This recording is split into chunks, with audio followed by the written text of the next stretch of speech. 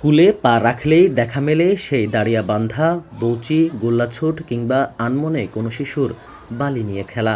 দশকের পর দশক গ্রাম ও মফস্বলের স্কুলগুলো এখনো একই রকম, সেই পুরনো ঘণ্টা, পুরনো স্মৃতির প্রচ্ছদ। আজ ২৪ জানুয়ারি আন্তর্জাতিক শিক্ষা দিবস। ২০১৮ সালের ডিসেম্বরের শেষ দিকে জাতিসংঘের সাধারণ পরিষদে এই দিবসটির প্রস্তাব গ্রহণ এবং ঘোষণা করা হয়। তারপর ২০১৯ সালে প্রথম আন্তর্জাতিক শিক্ষা দিবস পালন করা হয়। সারা বিশ্বে মানসম্মত এবং টেকসই শিক্ষা পৌঁছে দেওয়াই শিক্ষা দিবসের মূল লক্ষ্য। দেশের জন্মলগ্নে অর্থাৎ স্বাধীনতার পর ১৯৭৪ সালে প্রথম আদমশুমারিতে দেশে শিক্ষার হার ছিল ২৬.৮%। বিবিএস জরিপ এবং বিগত সময়ে শিক্ষার হার বৃদ্ধির তথ্য অনুযায়ী চলতি বছর অর্থাৎ ২০২৬ সালে শিক্ষার হার দাঁড়ায় প্রায় ৭৯%। গত কয়েক দশকে শিক্ষার হার কিছুটা বাড়তে থাকলেও মানসম্মত শিক্ষার ঘাটতি রয়েছে।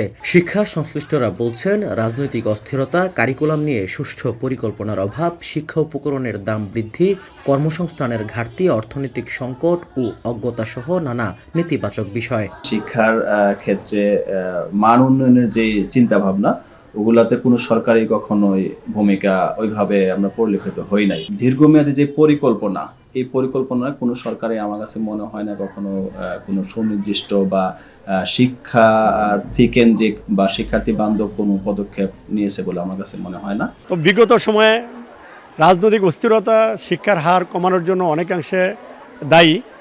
যেমন স্কুল কলেজে যখন বাচ্চারা যায় তখন শিক্ষা রাজনৈতিকভাবে যে অস্থিরতা থাকে, অনেক বাচ্চা স্কুলে যেতে চায় না। অনেক ফ্যামিলিতে অনেক মনে করে যে বাচ্চারা স্কুলে গেলেই হয়তো একটা রাস্তা অসুবিধা হবে। অনেক মেধাবী লোক থাকতেও এবং অনেক জনসাধারণ থাকতেও আমরা পিছিয়ে আছি। তার একমাত্র কারণ হইল আমাদের দক্ষতার অভাব। গত বছরের শেষের দিকে সবশেষ প্রকাশিত বার্ষিক প্রাথমিক বিদ্যালয় পরিসংখ্যান APSS ২০২৪ অনুসারে ২০২৩ সালে ঝরে পড়া শিক্ষার্থীর হার ছিল ১৩.১৫%। এক বছরের ব্যবধানে তা বেড়ে দাঁড়িয়েছে ১৬.২৫%। সবাই তো সব সুবিধাটা পায় না। ওই যে আমরা যখন সময় দিতে পারছি বাচ্চাদের, ওইটা পাচ্ছি, তো এখন সব অভিভাবকরা তার সময় দিতে পারছে না। ফ্যামিলির মধ্যে অনেকে সাপোর্ট করে না।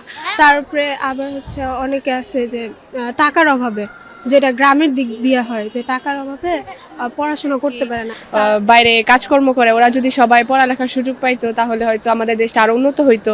আগামীতে মানসম্মত শিক্ষার হার বৃদ্ধি পাবে বলে দাবি এই শিক্ষা কর্মকর্তার। জানালেন বিভিন্ন পরিকল্পনার কথা।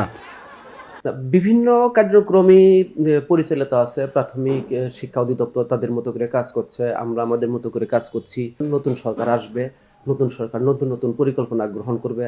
আমাদের মনে হয় যে এটাতে খুব বেশি সময় লাগবে না। আমরা ১ বছরের মধ্যে এটা আমাদের হয়ে যেতে পারে বলে আমি অন্ততপক্ষে আশাবাদী।